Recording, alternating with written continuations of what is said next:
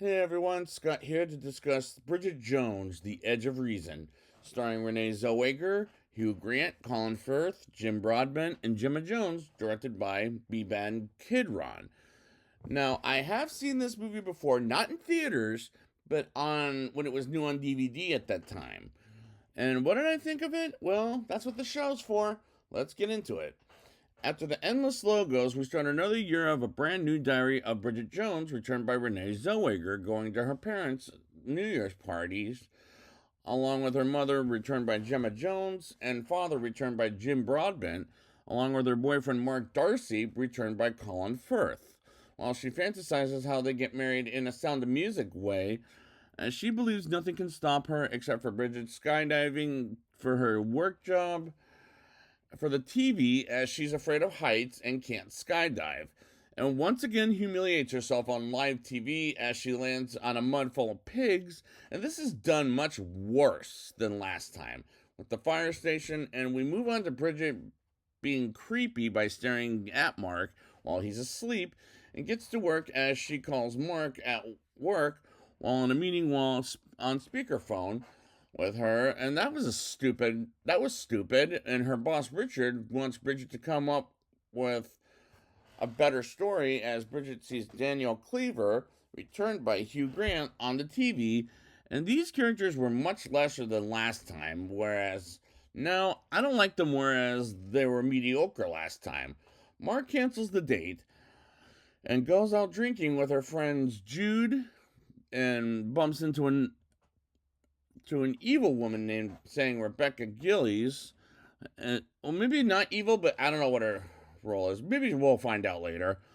Saying Rebecca Gillies is at Mark's house while Bridget has a funny feeling Mark is cheating on her while on a business meeting, and Bridget goes over to her room where they're meeting at, and Mark has a discussion with her saying he's disappointed, which is worse than angry in general, as he loves her for who she is, like he said in the last movie. And they sleep together once again while next day comes, and Bridget hides herself while changing in front of Mark as she gets to work and thinks about what her marriage name would be until Daniel shows up in the dark and gets to Bridget. And I'm not worried about the relationship between Bridget and Mark, as I believe they'll end up together by the end of the movie, as that's predictable in the worst possible way. Bridget gets ready for a work party with Mark. When she gets there, her makeup did look like she was sunburnt, while Bridget doesn't sit next to Mark as she still believes Mark is cheating on her while playing a trivia game. As, excuse me, they guess the right answers until Bridget gets one wrong, and she looked like an ass, and she gets depressed after Rebecca guesses the right answer, which was about Madonna's first big hit in the UK.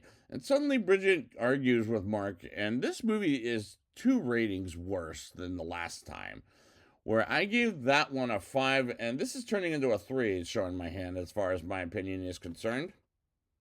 Mark comes to Bridget's apartment and says to her he loves her and says it in a shouting way and lets him up. She does, and they sleep together, and Mark asks Bridget if she wanted to go skiing with Mark as a mini break.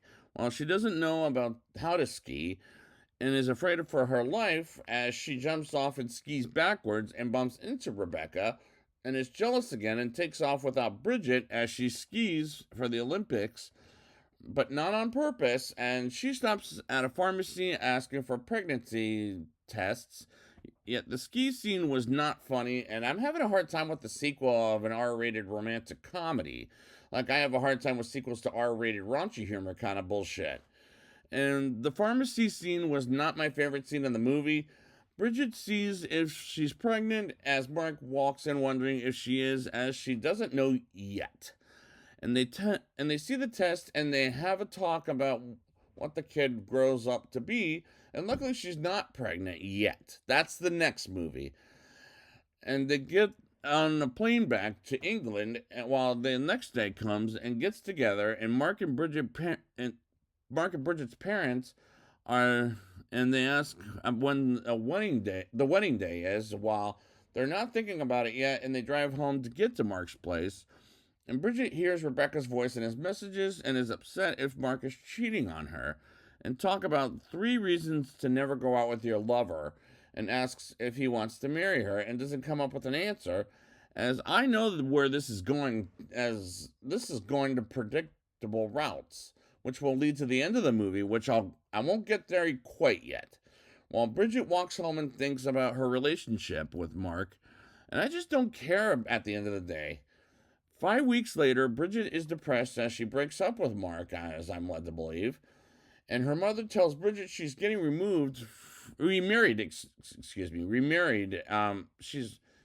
Her mother tells Bridget she's getting remarried to her father again, while Bridget sees Daniel is on the TV and Richard, aka her boss, tells her to work with Daniel in Thailand, and she reluctantly accepts, while looking up where Germany is at, and Jude tells Bridget she's going alone, but Shaza, the woman that I guess we were talking to earlier, I was talking about that I thought was evil, what ends up being brought up to first class, ends up coming with Bridget, while Daniel is in first class and forces Bridget up to first class.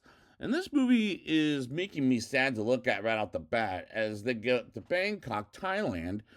And the cinematography is not great in this movie, and like last time, it's not the best thing to look at in the movie.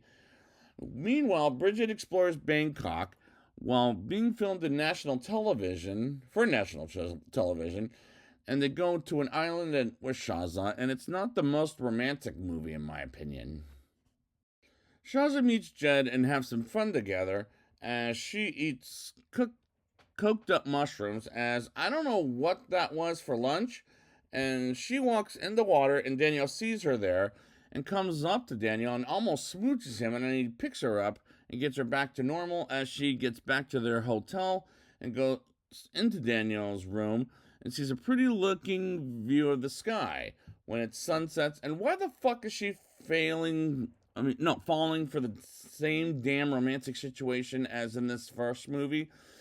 And I can't believe she fell for it twice at this point in 2 different movies.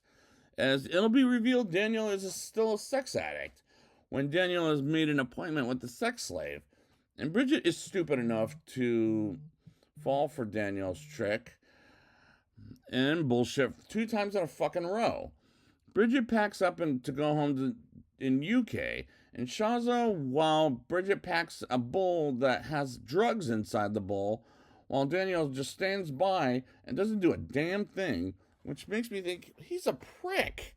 While Bridget goes to jail as she's scared for her life, and her lawyer Charlie comes by as she tells him who Jed is, aka the person Shaza hooked up with, as he's a drug dealer, and tells Bridget she'll be stuck in jail for 10 years, while a prisoner comes off offering her a cigarette, while her bra and suddenly makes a friend with all the prisoners, and she teaches them some Madonna songs, as that scene was ridiculous, while Bridget writes a letter to her mother and father and sees Mark as he's looking for Jed, and and at the end of the scene, says she'll be out in a week by Mark, while the tie dropping.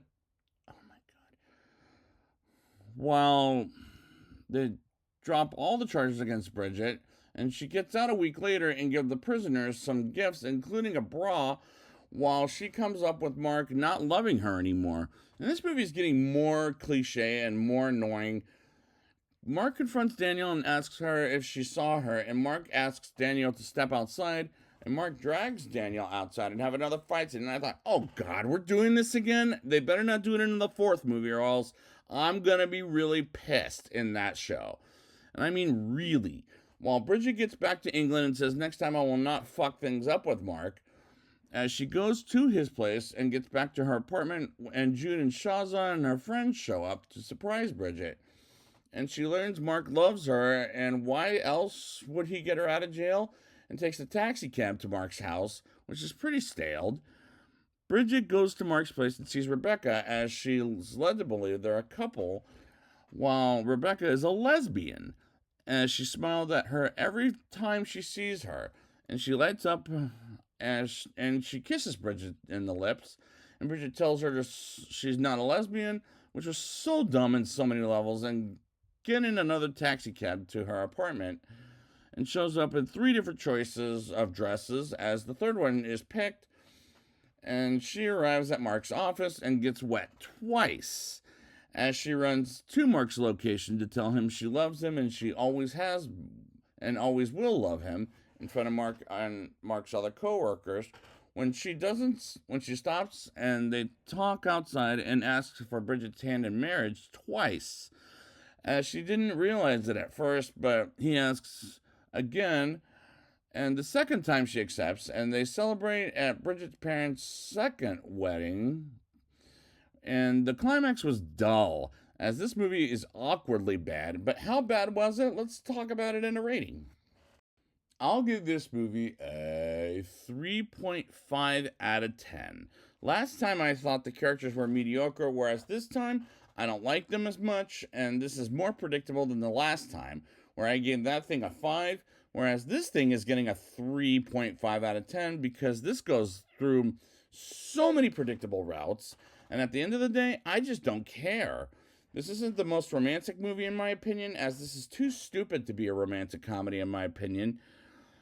Even the more they go on, and the cinematography is not great in this movie, and Bridget comes off like a stupid character who falls for the same trick twice, and I can't believe she went to Oscar nominated to her worst performance yet in this series.